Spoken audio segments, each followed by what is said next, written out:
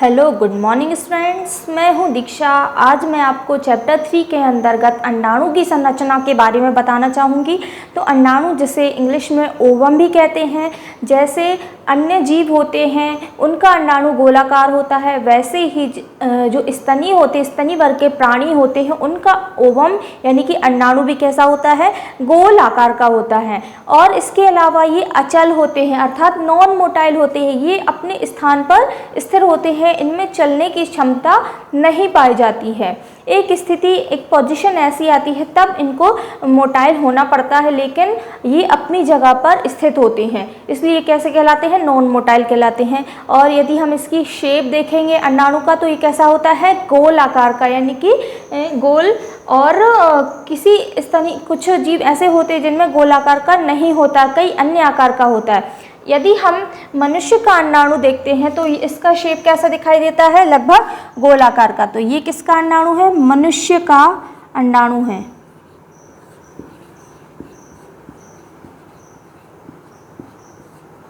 ये मनुष्य के अंडाणु की संरचना है और ये चैप्टर 3 के अंतर्गत ये पॉइंट आता है। तो आज का हमारा टॉपिक क्या है, मनुष्य का अंडाणु और उसकी संरचना। इसमें हम क्या देखेंगे कि सबसे पहला पॉइंट क्या आ जाएगा कि मनुष्य का जो अंडाणु होता है वो कैसा होता है, गोलाकार होता है। और इसके अलावा ये कैसा होता है, अचल होता है, यानी कि नॉन मोटाइल। इसमें यदि हम देखेंगे अंडाणु में तो इसमें योक नहीं पाया जाता। योक यानी कि ये हल्का येलो पदार्थ होता है, येलो, जिसे हम पीतक भी कहते हैं और योक भी कहते हैं। तो योग क्या होता है, इसमें एब्सेंट होता है, इसमें नहीं पाया जाता है ना। लेकिन योग की जगह इसमें एक और तरल पदार्थ होता है जिसे हम कहते हैं, यहाँ पर इसको नाम दिया गया कोशिका द्रव्य। इसमें कोशिका द्रव्य क्या होता है, पाया जाता है, प्रेजेंट होता है, यानी कि पाया जाता है। तो ये एक ऐसा ओवम है जिसमें योक पदार्थ नहीं पाए जाते, योक यानी कि पीतक यानी कि पीला पदार्थ नहीं पाया जाता है। उसकी जगह इसमें क्या होता है, कोशिका द्रव्य पाया जाता है, यानी कि साइटोप्लाज्म होता है। और ये जो साइटोप्लाज्म है ओवम में बहुत अधिक मात्रा में पाया जाता है। सारे ओवम में हम देख सकते हैं कि साइटोप्लाज्म भरा होता है। अब साइटोप्लाज्म के चारों ओर एक पतली सी मेम्ब्रेन होती है जिसे हम कहते हैं जोना पेलुसिडा। यहाँ पर ये देख सकते हैं, ये जो पूरा है ये ओवम स्ट्रक्चर है। यहाँ से हम देख सकते हैं ये जो रेड कलर का दिखाई दे रहा है, ये यहाँ पर ये कहलाती है जोना पेलुसिडा। ये क्या कहलाती है, जोना पेलुसिडा।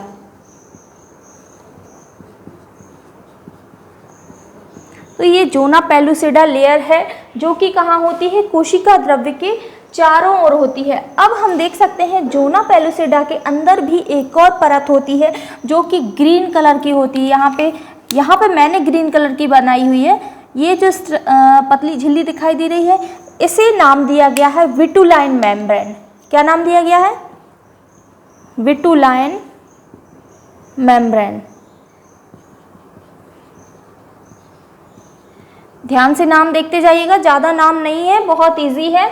सबसे पहले क्या होता है कि अंडाणु जो होता है वो गोल होता है, अचल होता है, इसमें योक पदार्थ नहीं पाया जाता है। लेकिन इसमें क्या होता है, कोशिका द्रव्य पाया जाता है। कोशिका द्रव्य के चारों ओर एक झिल्ली होती है जिसे हम कहते हैं जोना पेलुसिडा। क्या कहते हैं, जोना पेलुसिडा कहते हैं। अब जोना पेलुसिडा के अंदर भी एक और पतली झिल्ली होती है जिसे क्या कहते हैं, विटुलाइन मेम्ब्रेन कहते हैं। अब हम देख सकते हैं ये तो जोना पेलुसिडा हो गई, ये कौन सी हो गई, ये जोना पेलुसिडा हो गई, ये विटुलाइन मेम्ब्रेन हो गई। और ये क्या है जो बाहर बहुत अनियमित आकार में फैला हुआ दिखाई दे रहा है, ये भी अंडाणु की एक परत होती है। ये क्या है, पूरी अंडाणु के चारों ओर पाई जाने वाली एक परत यानी कि लेयर होती है जिसका नाम है कोरोना रेडिएटा। क्या नाम है, कोरोना रेडिएटा। ये जो कोरोना रेडिएटा है इसमें भी कोशिका द्रव्य पाया जाता है और ये अनियमित आकार की फैली हुई होती है। ये कोरोना रेडिएटा तब तक होती है जब तक अंडोत्सर्ग नहीं हो जाता है। तो अंडोत्सर्ग होने के बाद ये धीरे धीरे विलुप्त होने लगती है और जैसे ही निषेचन यानी कि फर्टिलाइजेशन की क्रिया होती है, ये जो बाहर की लेयर है ये टोटली समाप्त हो जाती है, खत्म हो जाती है। तो ये जो सबसे बाहर की परत है इसका नाम क्या दिया गया है, कोरोना कोरोना तो सबको नाम याद हो जाएगा, कोरोना रेडिएटा, ठीक है।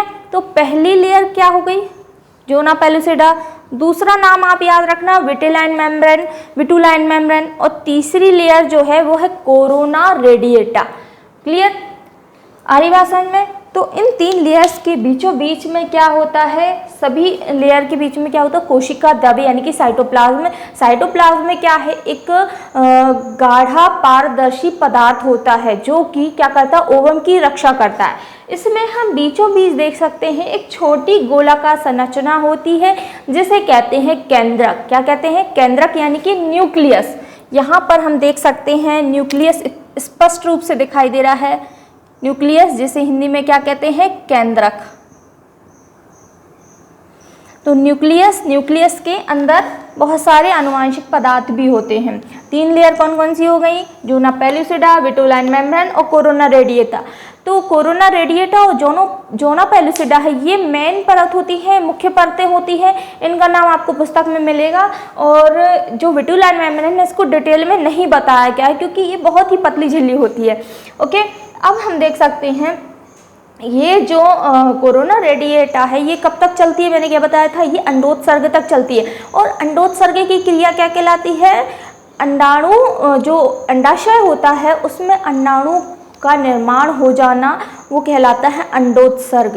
क्या कहलाता है, अंडाशय में अंडाणु का निर्माण हो जाना वो कहलाता है अंडोत्सर्ग। और अंडोत्सर्ग की क्रिया में क्या होता है, अंडाणु जो है वो बाहर निकलने लगते हैं। अब अंडाणु का जब निर्माण होता है तो इसकी अवधि क्या होती है, इसका समय काल क्या होता है, इसका समय काल होता है लगभग 28 दिन से 30 दिन, यानी कि हर माह में एक अंडाणु का निर्माण होता है। हर माह में कितने अंडाणु का निर्माण होता है, एक अंडाणु का निर्माण होता है। और मैंने क्या बताया था कि जो मादा जनन तंत्र है उसमें 2 ओवरीज पाई जाती है, यानी कि 2 अंडाशय पाए जाते हैं। अब जब 2 अंडाशय होते हैं लेफ्ट और राइट, तो इसमें क्या होता है, हर माह अल्टरनेट रूप से ओवम का निर्माण होता है। यानी कि पहले मंथ यदि राइट ओवरी में ओवम का निर्माण होगा तो अगले मंथ क्या होगा, लेफ्ट ओवरी में ओवम का निर्माण होता है। तो अल्टरनेट ये क्रम चलता रहता है। और ओवम का निर्माण कब होता है, लगभग 28 से 30 दिनों में। अब जब क्या होता है, ओवम बनने के बाद जाता कहाँ है, ओवम आ जाता है फीमेल वेजाइना में, उसके पहले आता है यूटेरस में, फिर वेजाइना में। तो होता क्या है, जब फर्टिलाइजेशन की क्रिया होती है तो वो कहाँ होती है, फैलोपियन ट्यूब में। ये सारे क्वेश्चन जो हैं मेन पहले वाले मैं वीडियो में बता चुकी हूँ, जो मादा जनन तंत्र है उसमें मैं पूरा डिटेल से समझा चुकी हूँ कि फर्टिलाइजेशन कहाँ होता है, क्या कहलाता है। तो फर्टिलाइजेशन की क्रिया क्या होती है, इसमें स्पर्म और ओवम दोनों मिल जाते हैं। तो जब ओवम बनकर कहाँ आता है, ये आता है यूटेरस में आता है।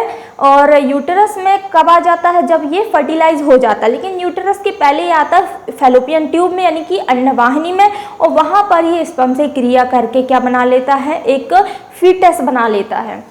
यहाँ पर हम मादा जनन तंत्र के थ्रू देखेंगे। यहाँ पर मैं बना देती हूँ, रफ डायग्राम बना लेते हैं हम। ये हो गया हम यूटेरस, यहाँ से 2 अंडवाहिनी जाती हैं, एक हो जाती है लेफ्ट और एक राइट। ये हो जाते हैं 2 अंडाशय। और यहीं पर किसका निर्माण होता है, अंडाणु यानी कि ओवम का निर्माण होता है। किसका निर्माण होता है, ओवम का निर्माण होता है। और ओवम जो होते हैं अंडाणु, अंडाशय कितने होते हैं, 2 होते हैं। और एक दायांडाशय और एक बायांडाशय, राइट ओवरी और लेफ्ट ओवरी। तो मैंने क्या बताया कि अंडाशय का निर्माण हर माह यानी कि 28 से 30 दिनों में कितने अंडाणु का निर्माण होता है, एक अंडाणु का निर्माण होता है।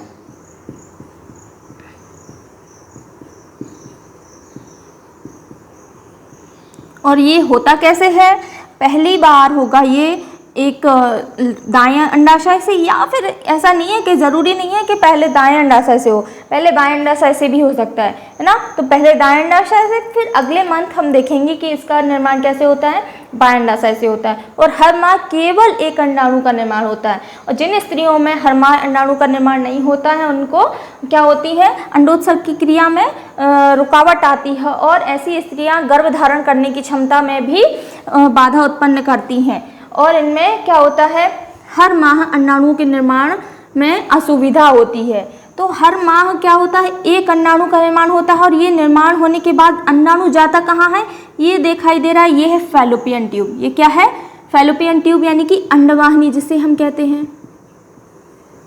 अब क्या होता है, अंडाणु कहाँ आ गया, अंडवाहिनी में आ गया, यहाँ आ गया। अब यहाँ से आ जाते हैं स्पर्म्स। ये क्या है, गर्भाशय, और ये योनि यानी कि वैजाइना जिसे हम कहते हैं।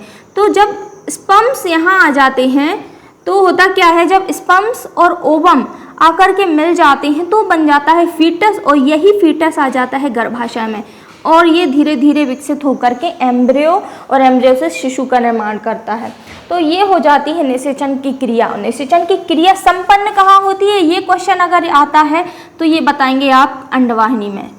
एक क्वेश्चन है मोस्ट इम्पॉर्टेंट कि निषेचन की क्रिया कहाँ होती है, fallopian tube. Fallopian tube Hindi में भी लिखा आ सकता है, या फिर उसको हिंदी में अंडवाहिनी भी लिख सकते हैं।